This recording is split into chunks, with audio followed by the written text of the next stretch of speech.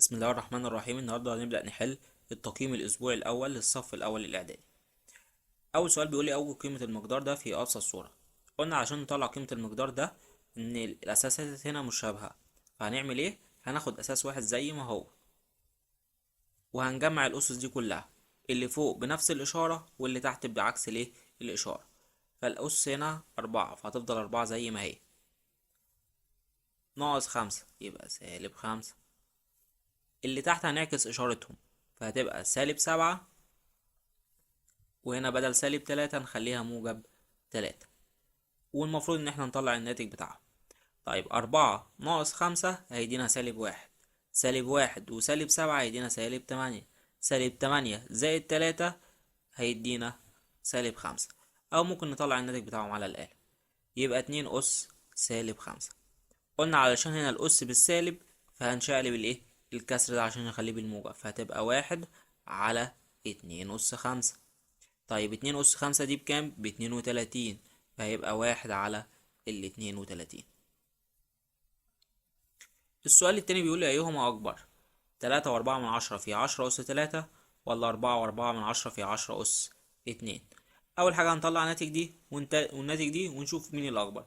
هنا الأس 3، فقلنا هنحرك العلامة العشرية 3 مرات، أدي 1، وعايزين نحرك علامتين كمان فهنزود إيه؟ صفرين، فهتبقى 3400.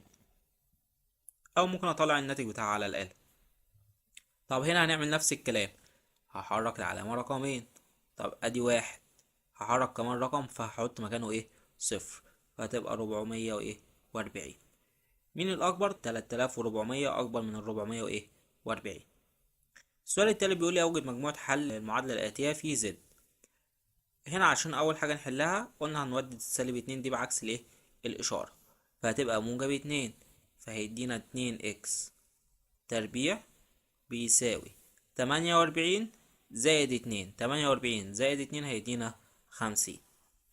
هنقسم على الاتنين على الاتنين، يبقى الإكس أس 2 هتساوي 25. هنطلع ناتج 50 على الاتنين.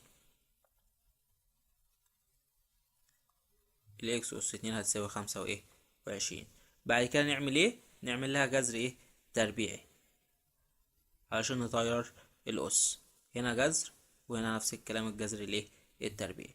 فالإكس هتساوي موجب وسالب 5. الجذر التربيعي لل25 هو الموجب والسالب ايه؟ 5.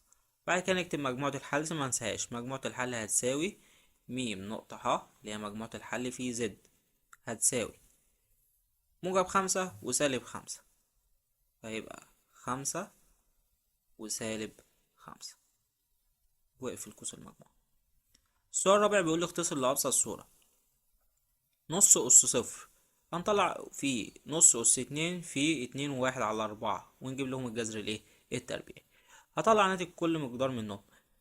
نص أس صفر، قلنا أي حاجة أس صفر بكام؟ ب1. في نص أس 2، أول حاجة نربع الواحد أس 2 ب1، و2 أس 2 ب4. في علشان أعرف أجيب الجذر التربيعي لعدد الكسر ده، أول حاجة هنرفع الكسر. قلنا بنضرب العدد الصحيح في المقام زائد البسط. 2 في 4 ب8 زائد 1 9، فهتبقى جذر 9 على 4. فهنجيب ناتج جذر 9 على 4. جذر 9 بكام؟ ب3 على جذر 4 2، ونطلع ناتج المقدار ده. 1 في 1 على 4 هي نفسها 1 على 4. هنضرب 1 على 4 في 3 على 2. 1 في 3 ب3، و2 في 4 ب8، يبقى الناتج طلع لي 3 على 8. السؤال الخامس، عايز اجيب الجذر التربيعي ل5 أس 2 ناقص 3 أس 2. أول حاجة قلنا علشان دول تحت جذر واحد فهنطلع الناتج بتاعهم الأول. هو 5 أس 2 ب25 ناقص 3 أس 2 بكام؟ ب9. 9 25 ناقص ال9 هيدينا كام؟ هيدينا 16. فكده أنا عايز جذر الإيه؟ ال16. جذر ال16 ده بكام؟ ب4. يبقى الناتج بتاع المقدار ده كله ب4. طب ال4 دي هتساوي 5 ناقص كام؟ 5 نقص منها كام يدينا 4. 5 نقص منها 1. التقييم التاني برضو هنا نفس الكلام. أول حاجة هنثبت الأساس زي ما هو، ونجمع الأسس اللي فوق بنفس الإشارة واللي تحت بعكس الإشارة، فهتبقى 8 ناقص 5. هنعكس إشارة اللي تحت فهتبقى -7 موجب 3، ونطلع ناتج الأسس دي. 8 ناقص 5 3، 3 ناقص 7 هيدينا -4، -4 زائد 3 هيدينا -1، فهتساوي 3 أس -1. قلنا علشان الأس ده بالسالب فهنشقلب الأساس بتاعي، فالأساس هيبقى 1 على 3 أس كام؟ أس 1، اللي هي يدينا 1 على 3.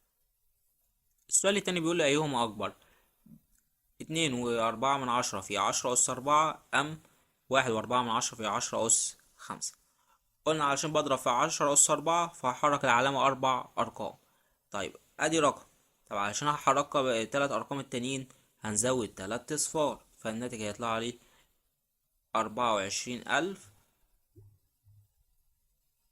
طيب علشان أطلع الناتج دي برضو أنا هضرب في 10 أس 5، فهحرك رقم ونزود 4 أصفار، فيبقى 1 4 ونحط الأربع أصفار بقى 140,000. طبعا 140,000 أكبر من 24,000.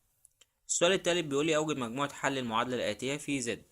هنحل المعادلة دي. قلنا أول حاجة بتخلص من الحد بودي اليمة التانية بعكس الإشارة، فهيبقى لنا هنا 3 إكس تربيع هتساوي 29 ناقص 2. 29 ناقص 2 هيدينا 27.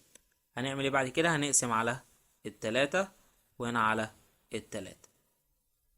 3 على 3 دي بتطير، فيبقى لنا إكس تربيع بتساوي 27 على 3 هيساوي 9. عشان هطير الأس التربيعي بنعمل له جذر تربيعي، فهطير وهنا جذر تربيعي، فهطير الجذر مع الأس هيبقى لنا الإكس هتساوي جذر 9 موجب أو -3، وما تنساش الموجب والسالب. هنعمل ايه بعد كده؟ هنكتب مجموعة الحل م نقطة ح هتساوي مجموعة الحل هنا موجب 3 وسالب 3، هيبقى 3 وسالب 3. السؤال الرابع بيقول لي اختصر لأبسط صورة. 2 على 5 أس 2. أول حاجة هنطلع 2 أس 2 بكام؟ 2 أس 2 اللي هي ب4، و5 أس 2 اللي هي ب25. في 1 على 5 أس 0. قلنا أي حاجة أس 0 بكام؟ ب1. في علشان أطلع الجذر بتاع دي قلنا أول حاجة لازم نرفع الكسر. هضرب 4 في 6 ب24. 24 زائد الواحد هيدينا 25، فهتبقى جذر 25 على 4. 25 على 4 هنجيب جذرها. جذر 25 بكام؟ ب5. طب وجذر 4 2، ونطلع الناتج بتاع دي. انا هنا ممكن اختصر ال5 وال25 على ال5 فيها ال1 على ال5 فيها ال5. نفس الكلام ممكن اختصر ال2 وال4 على ال2 فيها ال1 على ال2 فيها ال2، فالناتج هيطلع لي 2 على ال5. السؤال الخامس معايا بيقول لي جذر 25 ناقص 16 بيساوي 5 ناقص كام؟ خلي بالك ان هنا لازم اطلع الناتج اللي تحت الجذر الاول. 25 ناقص 16 هيدينا 9، فهيبقى جذر ال9. طب جذر 9 بكام؟ جذر 9 ده ب3. طيب 5 نقص منها كام؟ يديني 3. 5 نقص منها 2 عشان الناتج يطلع لي 3. التقييم التالت برضو هنعمل نفس الكلام. بيقول لي أوجد قيمة المقدار ده في أبسط صورة. قلنا هناخد الأساس زي ما هو ال4 ونجمع الأسس دي، اللي فوق بنفس الإشارة واللي تحت بعكس الإشارة، فهيبقى ده أس 8 -5 -7 بعكس الإشارة، وهنا -3. وهنطلع الناتج دول. 8 ناقص 5 3، 3 ناقص 7 -4، -4 زائد 3 هيدينا -1، أو ممكن نطلع الناتج على الآلة، فيبقى 4 أس -1. طيب قلنا علشان هنا الأس بالسالب إن هيشقلب الكسر، فهتبقى 1 على 4. السؤال اللي بعده بيقول لي أيهما أكبر، 3 في 10 أس -7 أم 3.4 في 10 أس سالب 8. هنا عشان الأس بالسالب هبدأ أتحرك يسار. طيب هي فين العلامة اللي أنا هبدأ أحركها؟ العلامة طالما مش موجودة هتبقى في بداية الرقم، فهنتحرك كام رقم؟ 7 أرقام جهة اليسار. طيب أدي رقم. طيب في عضل كده 6 أرقام، فهنحط مكانهم اصفار، فهتبقى 3 وهنحط 6 اصفار. العلامة العشرية بعد كده الايه؟ الصفر.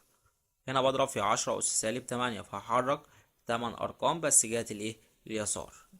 فهنا رقم كده، فاضل لي كام رقم؟ 7 أرقام، فهنحط مكانهم اصفار، فهنزل ال34 عادي ونحط هنا 7 اصفار.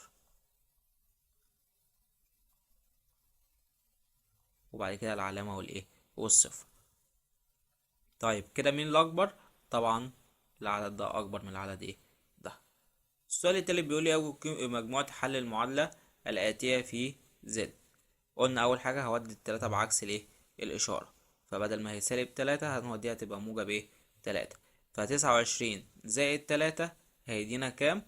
هيدينا 2 فهيدينا إن الاتنين إكس تربيع بيساوي 32. هنعمل ايه بعد كده؟ هنقسم على الاتنين وهنا على الاتنين. 2 على 2 بتطير، فيبقى لنا ان الاكس تربيع هتساوي 16. هنعمل ايه بعد كده؟ هنطير الاس التربيعي ده، فهنعمل له جذر ايه؟ تربيعي، وهنا نفس الكلام جذر ايه؟ تربيعي. الجذر بيطير الاس، فيبقى لنا الاكس هتساوي جذر ال16 موجب وسالب 4. وبعد كده نكتب مجموعة الحل م نقطة ح هتساوي 4 وسالب 4.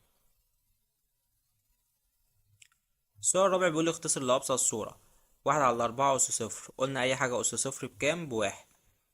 في 3/2 أس 2. هنطلع الناتج 3 أس 2 بكام؟ ب9/2 أس 2 برضو ب4. بعد كده هنجيب جذر ال16. جذر ال16 بكام؟ ب4، يبقى هنقوله فيه 4 على جذر ال9 3/3. فممكن نختصر، فهنبسط ال4 مع ال4 فهتبقى 9 و3. ممكن على 3 فيها الواحد، على 3 فيها ال3، فالناتج هيطلع لي 3. السؤال الأخير معايا بيقول لي جذر 10 أس 2 ناقص 6 أس 2 بيساوي.